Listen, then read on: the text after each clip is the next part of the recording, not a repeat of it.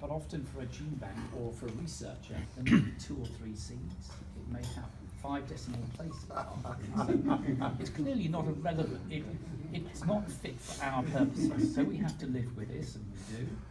And actually for my sins, I'm involved in the expert task force to assist on making sure that the research community does get its say and is assisted in that.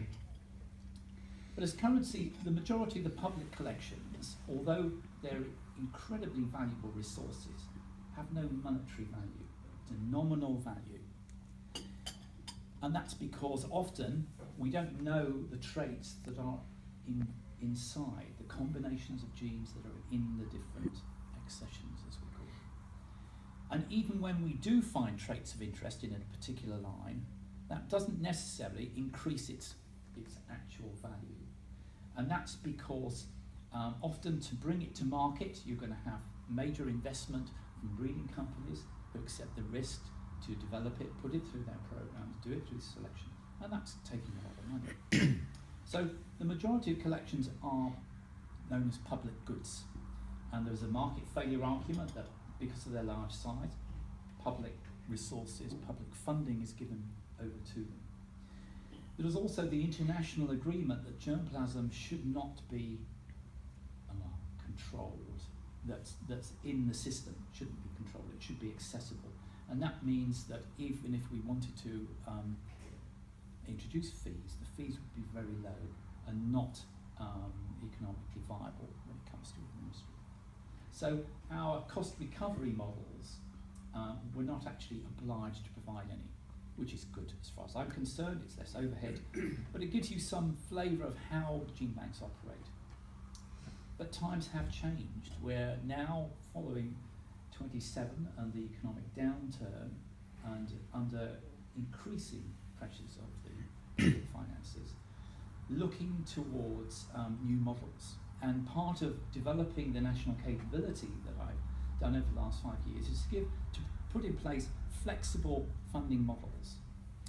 So we have our major collections, the UK cereal collections being pretty much our biggest, but there are other resources which are coming out of the research community and breeders that are coming to us for long-term curation. So again, our role is there to facilitate and take in new resources. And there is where things are beginning to change. So one of the new resources that has just come online, developed within the UK, across the research community, is a resource in, it's known as the in silico wheat tilling population, which I don't think will mean a lot maybe to all of you. I'll try and talk you through that just briefly. So wheat is a very big genome. It's 5 times bigger than the human genome, which means it's very bloated. 80% of the wheat genome is actually what we call non-coding. So it's only 20% of an enormous volume that's actually doing the business. And how do you get at that? Well, it's taken quite a long time, but biotechnology is increasing all the time, and what has been put together is a fantastic cutting-edge resource, populations of mutagenized seeds carrying, because I won't go into all the, each line of 1,700 lines is carrying many hundreds of mutations, and there's a back-end database which people can interrogate for all the sequence information, because they've all been sequenced, the whole lot. This wasn't possible 5 years ago, but it's now opening up. So we have what is one of the world's cutting-edge resources in wheat. And the GRU is assisting the scientists in managing the stocks and the distribution. So we freed the scientists up, they've done their work, and we're taking over that distribution. And that becomes interesting because we can start charging for that. It's not subject to all the treaties. This is a research population that we make accessible on a cost recovery basis. Not a huge amount. There is an increased cost for commercial use. And we find, one of the arguments about not charging is it reduces the uptake and utilisation. But for this resource, it's so cutting edge. We're not talking a lot of money per line, and it is being written into grants and companies are paying to access the resource. So the gene bank has these sources of various values and expertise, don't forget expertise. So times are changing, and I just want to really sort of reflect on some of the aspects to do with China, as this is part of why we're all here. So I've had various links with researchers in China who have requested seeds from quite a wide range of institutions. And it's interesting. China is a great trading nation. It always has been. It's interested in what's out there and getting access to it. It's also a country which is putting phenomenal resources on developing the expertise in science and research. They have been doing this over many years. So going back to the 1980s, when Deng Xiaoping came into office, and things started to open up after the Cultural Revolution. You might not know, but John Innes was one of the very first UK institutions to actually host a visiting scientist from China, the British Council support.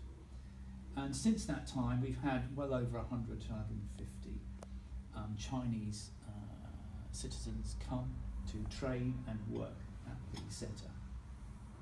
This has provided quite a rich source of alumni contacts, and many have gone back and are now in very senior positions, both politically and administratively.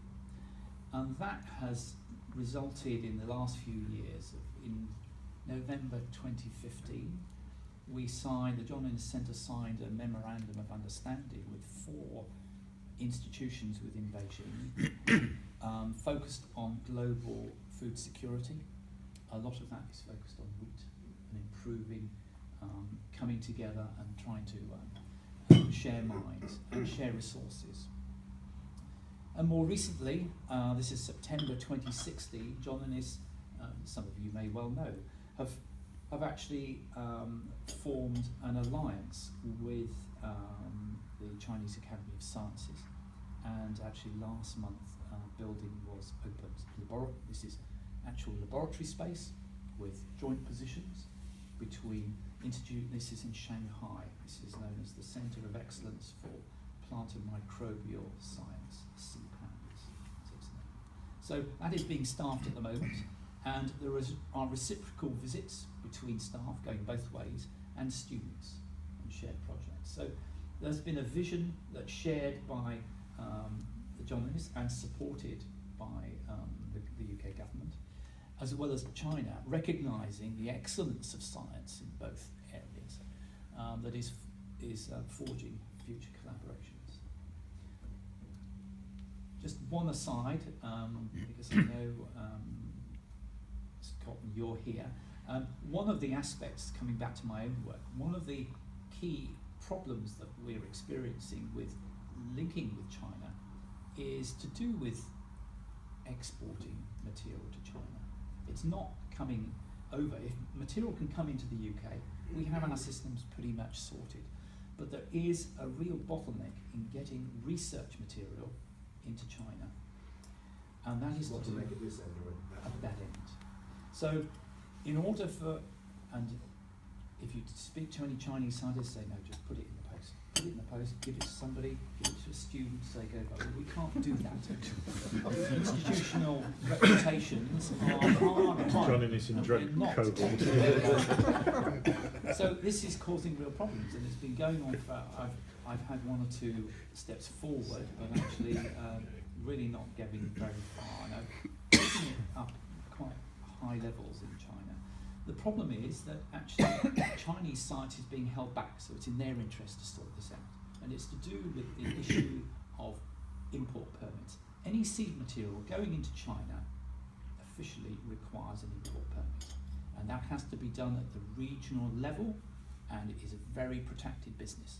When the documentation comes through, the list of named species and pests that they want to keep out is a page and a half. And there's no way, when you've only got, we can't meet that. They're going to have to implement a system similar to what, if they follow that ruling, like Australia does, where the tests are done at that end, and and not here. So there's a lot of negotiation still to go on, but I suspect, given the importance of the resources we have, they're going to be keen, they should be, to sort that out.